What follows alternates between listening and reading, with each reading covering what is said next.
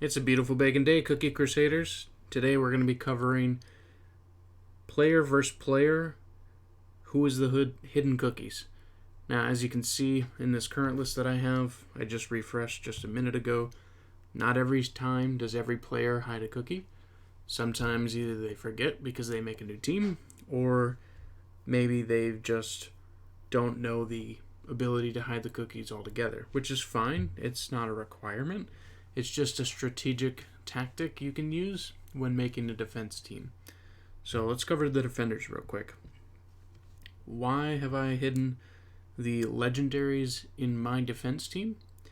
Well, with the insignia in this team, it's already pretty apparent that T-Knight is going to be in this team. It could be where he would not be, but it's very likely to have T-Knight. And in addition, Dark Cacao is also a high potential in the new metas in the high ranking Master 3 and above tiers. So it's not really a secret for people to see that Dark Cacao and T-Knight are in the front. Now with Eclair on the side there, it's more likely for people to think, okay, maybe they've got a healer, maybe they've got like Cotton or Pure Vanilla or someone different, and it's kind of a guessing game at that point. Now, I could set it up where I could just hide Dark Cacao and Eclair and have two legendaries / ancients available, because the more ancients and legendaries you have available showing, the more likely you're going to actually have a very well hidden team, because people just expect those, at least in the higher ranks. In the lower ranks, they might not see it so much. So this is why I've hidden the team like that, but I can show you in the defense matrix. This team went against me, 600,000 plus power. It's a good healing kind of tank shredding team, but they did not get through. Even though they had a pretty good setup, similar amount of trophies, they just could not beat the T-Knight team. Now, on the other hand, some of these other teams, a similar T-Knight team, double tank team, and then this same team that's down here, this revenge battle that I did win, they were able to win. So it's kind of interesting to see what's coming at you and what you can kind of prepare your defense for, because as you can see, there hasn't been a single scam comp that has beaten this team, because my team counters the scam comps all the way. But it does struggle a little bit against good sorbet, pumpkin pie, healing stall teams, and some of the double tank teams, and a couple of T-Knight teams as well. Depends on how it's been set up. So I'm going to go ahead and show you how I kind of gauge the teams and what I think they're going to have before I battle them. So first, I always hit the battle option and I assess treasure levels. If someone has a higher level scroll than me, I will then look to their power level and see if it's something that I think I can beat. I also think about their team and if my team is a counter to them or not. Now in this instance, they probably have Hollyberry, Strawberry Crepe, Eclair, and then either Sea Fairy or Frost Queen. Now because their power level is 700,000 plus, that doesn't really give me a lot of hints to which one is that mid row, because they both have similar power levels between Frost Queen and Sea Fairy. But they do have a cooldown, a feather, and a scroll. So with the feather, they'll probably best benefit from Frost Queen being there, because if Frost Queen dies, then they'll get a secondary Frost Queen trigger, which will be helpful to their defensive team. So we're going to see how right I am on the predictions here based on the power level and based on the treasures, and what I think based on the row positionings, and see what we get. And so they are going to be a Sea Fairy, and I was right about the Strawberry Crepe part. So it is hard to tell if it's Sea Fairy or Frost Queen, but that was a pretty close guess. Now the reason I still went for them is, though, even though it's a double tank team, some double tank teams are not optimized perfectly, so I am able to push through just like I was there, even though they were 5,000 spots ahead of me. And the reason is they were using a cooldown Jelly Watch, which was not able to give them enough defensive and healing power. If this team had used a monocle, I would have not won. If it was at least level 6 or higher. And that's because Frost Queen and Dark Cacao just outdamaged their ability to heal, and they just didn't even have a chance. It is also possible that they had a low cooldown on their cotton. That is very likely too. So we did win that battle. Now if we look here, this one's interesting. This one does not have Hollyberry, because if it did have Hollyberry, it would be in the position that Strawberry Crepe is in. And Sea Fairy is in the upper position too. So this one is more likely to be a Strawberry Crepe, a Dark Cacao, a Sea Fairy, a Frost Queen, and a Cotton. And it is 800,000 power. That's 100,000 more than the last team we fought with the same exact treasures.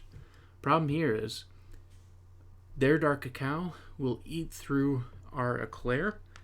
So we're actually going to change Eclair here. I'm either thinking Sorbet, Affogato, or maybe a Cotton of our own. I think Sorbet is going to do the most damage in this situation. Actually, no, I take that back. Yeah, no, Eclair just can't do it, so we're going to do Sorbet. So the reason I'm thinking Sorbet bypasses damage resistance from tanks, so we're going to go ahead and be able to take out Strawberry Crepe. And Dark Cacao has a high health pool, so hopefully that can do a lot of damage to him too. We're not going to be able to hit the middle row with Sorbet, so we are going to hope that our Dark Cacao and our Sea Fairy can hit it well, and that one of them gets the death triggers so that we get the feather and then hit them again. So let's double check and make sure our toppings are set up the way we want them. And they are. So we are going to go ahead and hit battle. And their lineup is Dark Cacao and Frost Queen. So as you can see, the positioning of everything, that's how we were able to determine that. It was actually Sorbet that got the feather there, but that's okay. We pushed through their front line pretty nicely. Their Frost Queen is just eating into our team. And we have to hope that T-Knight stays alive here, which he does not. So we will not be able to benefit from that attack speed, Wrath of Commander, and Insignia. And Dark Cacao cannot handle the team totally on his own. So we lose that battle. But that's okay. It's a good learning lesson. We can see what went right and what went wrong. And as you can see, Dark Cacao pushed out a lot of damage here. 2.5 million, even more than T-Knight with the buffs. That's why I run Apple Jelly critical toppings on Dark Cacao, because amazing damage that he can just output. Even though Sorbet got the feather, we still did not take that. So if we go find a team that was very similar to what we just fought, which was Strawberry Crepe in the front, Dark Cacao right here, if we do a revenge battle on them, even though it's not the exact same player, they do have a monocle here. This time we're going to change. Instead of Sorbet, I do believe we are going to go ahead and change to,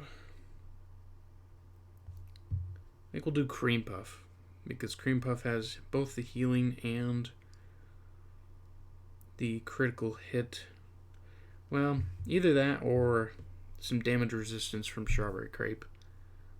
Yeah, let's fight damage resistance with damage resistance. So let's make sure we have that set up.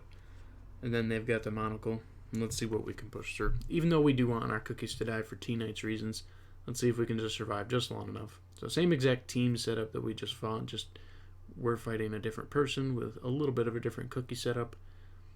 Hopefully Strawberry Crepe is taking more of the damage than T-Knight. And so it might have been better to run a more damaged cookie rather than defensive, because we have lost T-Knight, but it's close because that Insignia is about to go off. And then we've got our power. And we have just this last chance here to get through. Down to 2 cacaos. Super close. Super close. I think we would have been better if we didn't run Strawberry Crepe for damage resistance. Sea Fairy was the leader in that battle that time, though. So, let us go back in. We'll put Eclair back in our lineup just because most of the time Eclair is going to be best for this team. There's no other cookies that I really have to fight here other than this team. This one's not really fair I'll fight him anyway, just to show the difference in level of power. 5 level difference between Scroll and 4 level difference of Feather. This team has almost no chance, even if it's the same teams that we've been fighting, because that difference in percentages just give us a big edge. And as you can see, we're just going to melt that health bar pretty quickly. And then another Frost Queen activation because of Feather. All they've got left is Eclair and Strawberry Crepe. And then one more rotation. They're gone. And so that was just a unfair matchmaking to them, but in my advantage. We're going to hit refresh though one more time and see if we can predict a different team. So here's a good example. This one, they're showing us they've got Frost Queen and Sea Fairy. They're showing us that they've got Cotton. Now, they could have Holly Berry and Strawberry Crepe in front because of the power level, or they could have something completely different. My best guess is, just because of power level, is likely to be Strawberry Crepe and Dark Cacao. That's the likely. It could be Holly Berry and Strawberry Crepe, but I'm more leaning towards Dark Cacao and Strawberry Crepe.